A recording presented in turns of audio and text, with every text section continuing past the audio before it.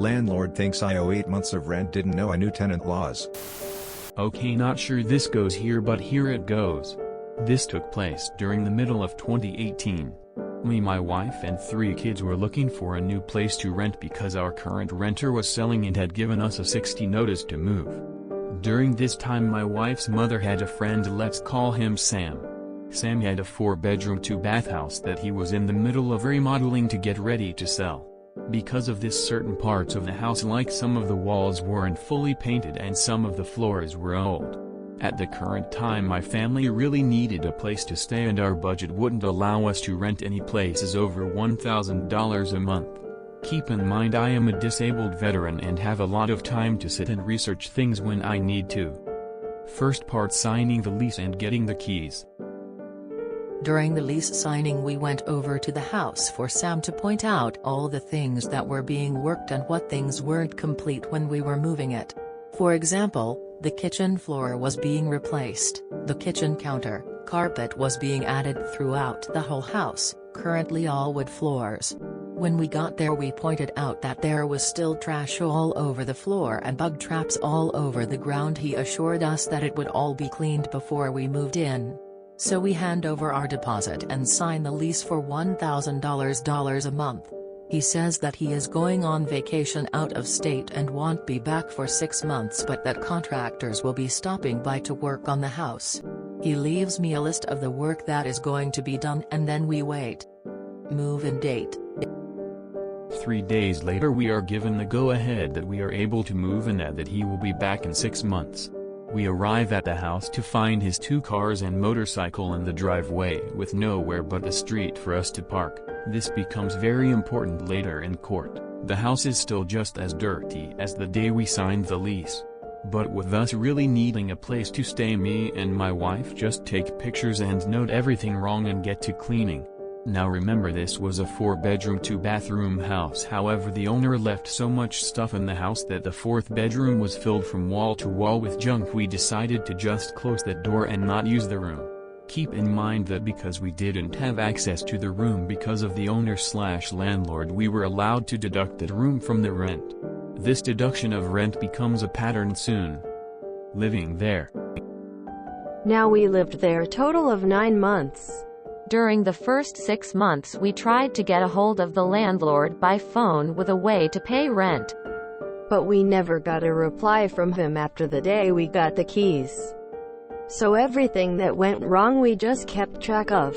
Place had bugs, nails sticking out of the floors and many other hazards. Finally, on the 7th month, Sam returns from his vacation out of state and retrieves one of the cars.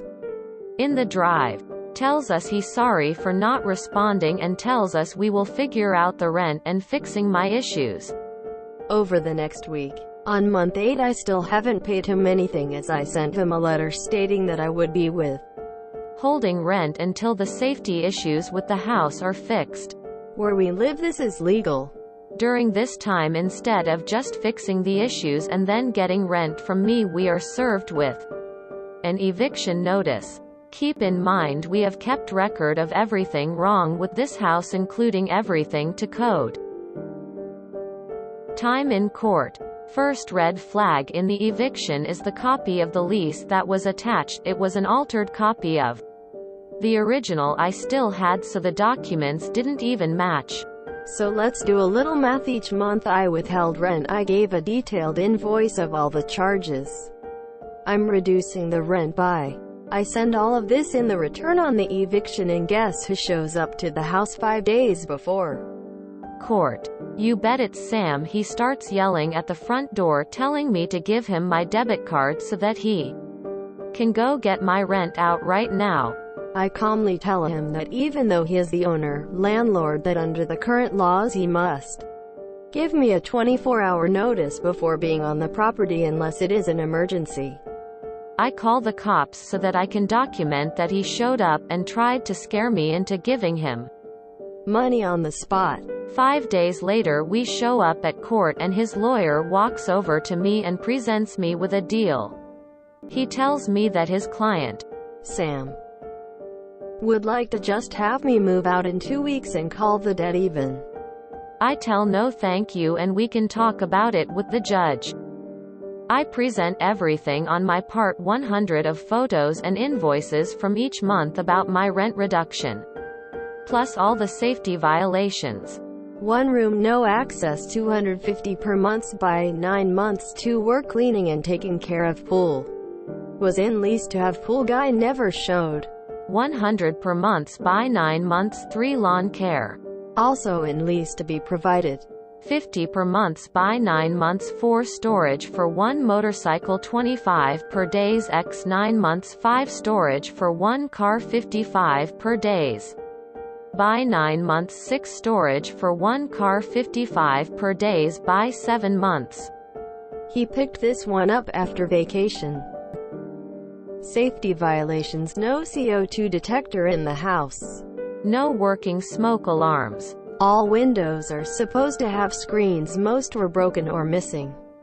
Because of pool and no fence around it, back door needed alarm to beep when opened.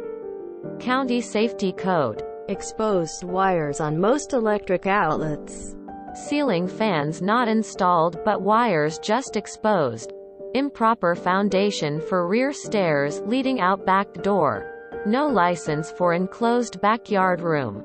Had a 30 feet by 20 feet area off back door which was enclosed by a screened area. County required a license for anything that was attached to the house. Also, the pilled-up junk in the 4th bedroom was considered a fire hazard.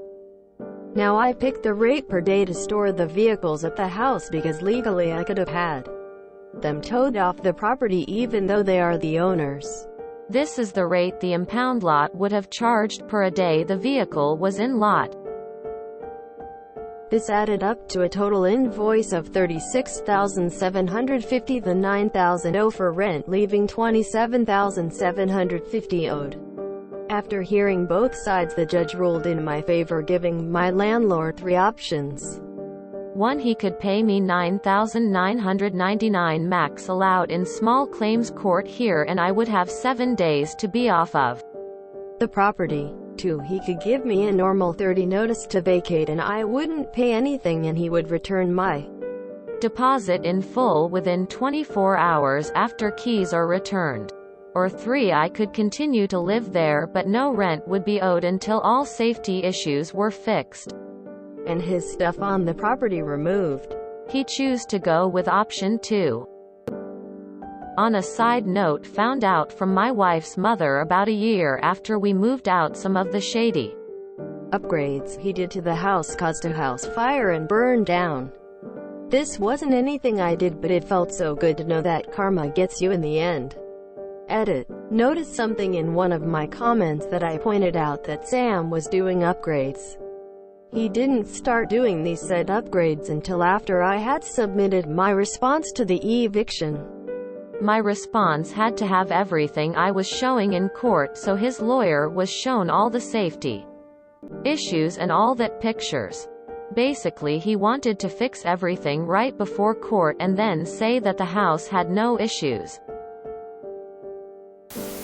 It's so important to know your rights. When I still rented, I managed to stop rent increase, which happens yearly, because of lacking, and agreed upon, improvements. I was a wee lad, but arranged it without any help. Although you could call the lack of preparation of the owner at the hearing very helpful. It saved a fair bit of money for 3 years, in a time when I just started working, so could really use that. The landlord didn't try to collect rent for 8 months. Does that make sense to anyone? Why the hell did the landlord get to choose? You're the one that won the case. Should have gotten your 10K. Have you thought about studying law? You would make an amazing advocate for tenants' rights. r/bad landlords. You, sir, are a saint. Why would someone switch from wood to carpet? That deducted the price by a lot. Always know the rules and you're right, Redditors. I've said it before. But stories that boil down to, I had an issue so I documented everything and went through proper legal channels and won my case, are not our ProRevenge. Building a hog farm next to your neighbor's house is revenge. Irrigating your field to trap illegally parked cars in a foot of mud is revenge. Using the legal system as intended, even if the payout is enormous, is not revenge. That's more along the lines of our justice served. Entertaining story though. So we hand over our deposit and sign the lease for $1,000 a month. Huge red flag. I get it may have seemed like a convenient option, but there are many people who will try to rip you off. Charging $1,000 a month on an apartment that isn't finished is a huge red flag. Your budget gives you options and you should use it to your advantage. Anytime you want to buy something with large amounts of cash, then research some more. Find out what your budget gives you, what others have gotten with similar budget, and what people offer for the price. In fact, ask your bank what kind of loan you can get and figure out what homes, apartments, row houses, etc. you can get with it. Same applies for a car as well. Knowing your options will help you avoid stuff like this. If you enjoyed this video, please check out our playlists full of similar content. Epicaricast is like doom scrolling for your ears. Please like, share, and subscribe.